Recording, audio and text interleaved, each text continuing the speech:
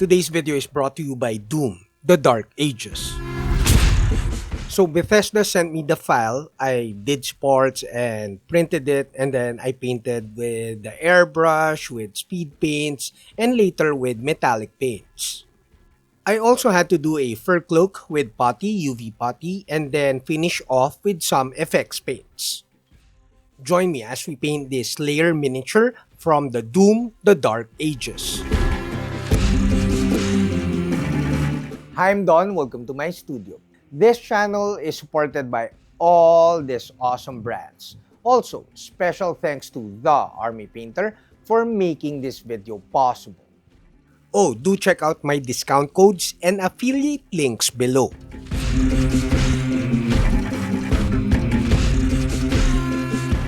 So Bethesda sent me the 3D file, the actual 3D file I think used in the video game. So I had to fix the file a little bit before printing and did quite a lot of test printing before I came up with a pretty good print. I'm using my gallery Swallowtail airbrush here and thinned down the Warpaints Fanatics paints 1:1 with Warpaints Reducer. I'm kinda surprised that Warpaints Fanatics thins down at 1:1 ratio. Usually thick acrylic paints would thin down roughly around 2 parts water or reducer or flow improver and thinner and then 1 part paint. But with Warpaints Fanatics, it thins down just at 1:1 ratio. Thinning at 1:1 is very beginner friendly. However, I must say it's not economical. I applied the paints in 2 thin coats, letting dry in between coats.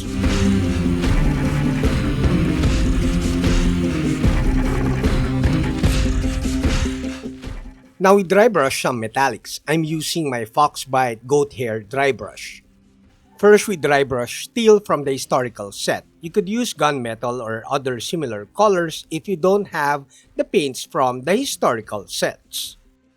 After applying a couple of layers of steel on the miniature, on this layer miniature, I found the color a little bit too dark to my liking.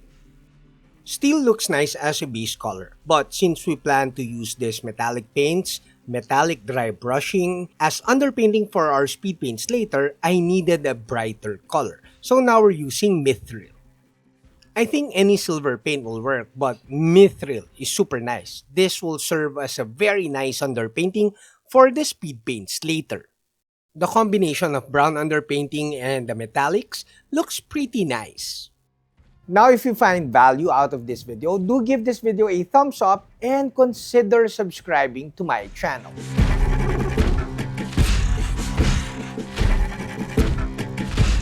Now let's add color to the armor. We are using Forest Sprite for the green armor. So I wanted the metallic underpainting to show through a little bit, so I thinned down the speed paint 1:1, or I think 2 parts speed paint and 1 part speed paint medium. The speed paint medium gave a little bit more transparency to the speed paint. Thus, the metallic underpainting will show through a little bit more. As expected, we're getting a really nice metallic green finish because of the combination of the metallic underpainting and of course the translucent speed paint. Now we paint the boots and the leather parts or leather areas of the miniature with Rudy fur. You may also use leather brown. Leather brown has a more stronger midtones, but I wanted to use Rudy fur because I rarely use the paint. Now we paint with Crusader skin. This is just to tone down the metallics of the skin parts, which are the arm parts, upper arm. Now we just need to let the speed paints dry and proceed to the next steps. Now we use washes, like quick washes, so that we get more contrast and the armor parts will have more details. It will look like it will have more details after the washes. First, we use warm skin shade, which is a very warm, very orangey brown color that is good to apply on the boots and of course the leather parts. Warm skin shade is the warmest or the most saturated, most vibrant wash that we plan to use in this miniature. Now we use Grim Dark Shadow, which is also from the John Blanche set. This is a greenish grime wash color. This is very nice, and you could apply this all over the miniature.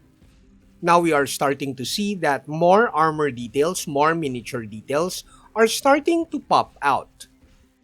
Now use dark red tone. I like this wash very much. A little bit more than purple wash or purple tone wash. It is a very nice dark red wash that brings out the details of areas with warm colors.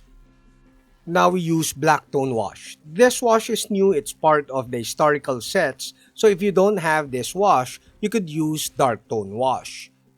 I applied black tone wash on the shade areas or shadow areas of the miniature to add more contrast.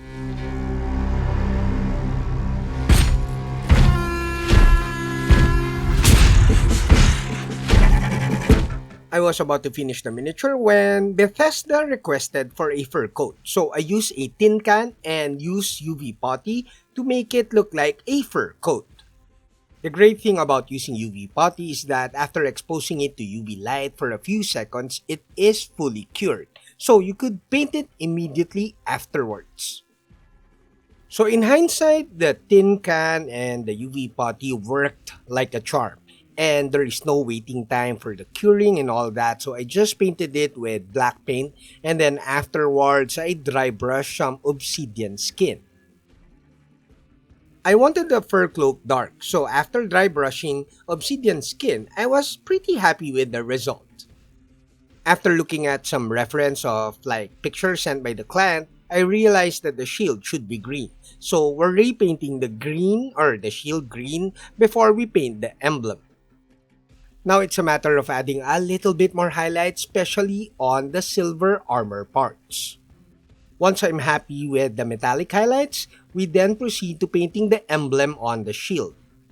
I'm using Commando Red from the historical sets. The new reds from these sets by the Army Painter are really nice. They're very red and very saturated.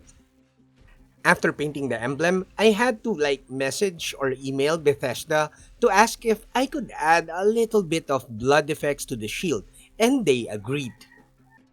I was careful not to overdo the blood effects though, but I always enjoy adding a little bit of these effects to add more interest to the painting of the miniature. Now, after applying the blood effects, I had to tone down the green armor, the shininess, and the metallic look of the green armor, and of course the boots a little bit.